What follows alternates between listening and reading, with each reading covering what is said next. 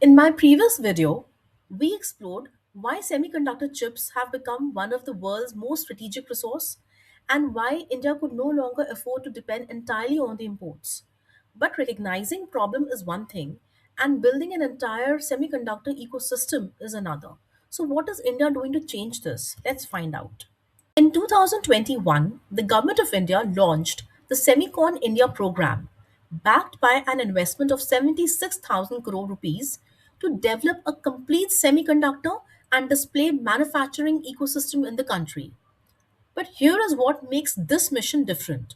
India is not trying to become another Taiwan overnight.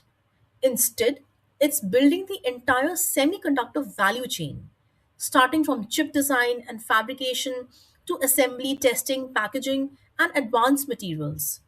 To attract global companies, the government is offering generous fiscal incentives covering up to 50% of eligible project costs while encouraging technology partnerships with leading international firms. The strategy is already beginning to take shape. So far, India has approved 12 semiconductor projects across the country. Together, these projects represent investments worth more than 1.6 lakh crore rupees. Some of these facilities will manufacture semiconductor wafers, while others will focus on assembly, testing, and packaging chips before they are used in smartphones, automobiles, consumer electronics, and industrial equipment.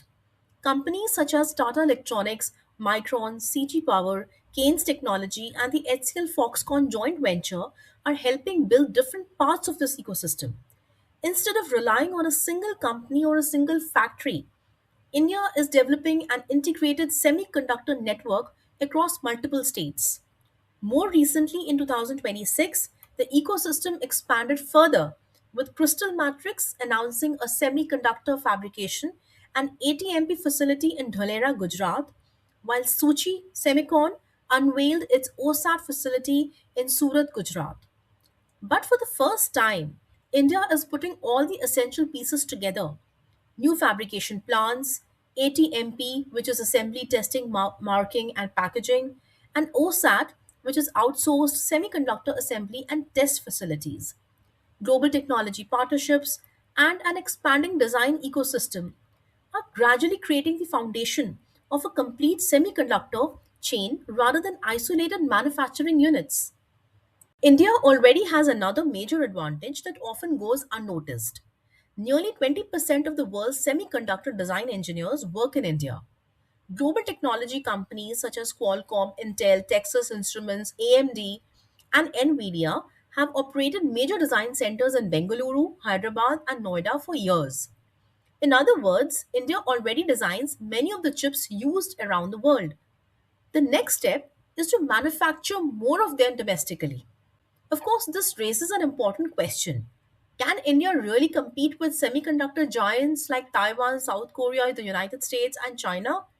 The answer is not immediately. Taiwan has spent more than 3 decades building the world's most advanced chip manufacturing ecosystem. South Korea dominates memory chips.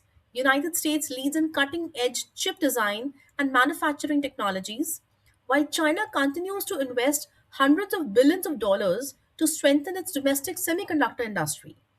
India is entering this race much later, but perhaps comparing India directly with Taiwan misses the bigger picture. India is not chasing the most advanced 2 nanometer or 3 nanometer chips, at least not yet. Instead, it is focusing on the range from 14 to 180 nanometer legacy chips, which power automobiles, medical devices, industrial machinery, telecom equipment, and countless everyday electronic products. These chips may not grab headlines, but they account for a massive share of global demand. At the same time, India is investing in advanced packaging, compound semiconductors such as silicon carbide and gallium nitride, and a stronger semiconductor design ecosystem. These technologies are expected to play a crucial role in electric vehicles, renewable energy systems, 5G networks, and defense electronics. Global geopolitics is also working in India's favor.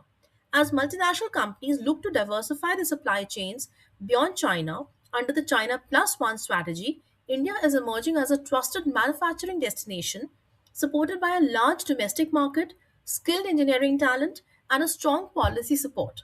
The road ahead won't be easy. Building a globally competitive semiconductor industry requires decades of investment, continuous innovation, highly skilled talent, reliable infrastructure, and strong international partnerships. Yet, India's ambition is clear. By 2035, the country aims to build a 120 to $150 billion semiconductor value chain at a time when the global semiconductor market is expected to exceed 1.5 trillion US dollars. That's an ambitious goal, but it reflects India's long term strategy, not just to manufacture chips, but to become an integral part of the global semiconductor ecosystem. The semiconductor race is not a sprint, it's a marathon.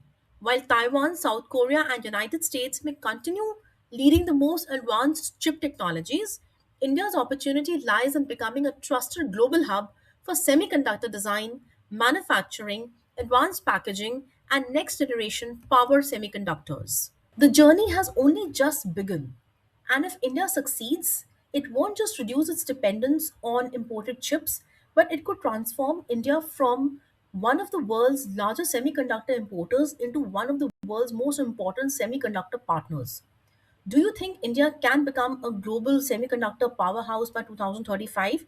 Or will the countries like South Korea and Taiwan will still remain far ahead? Do let me know your thoughts in the comments. If you find this video informative, do like, share, and subscribe to Corporate Lens for more such insights.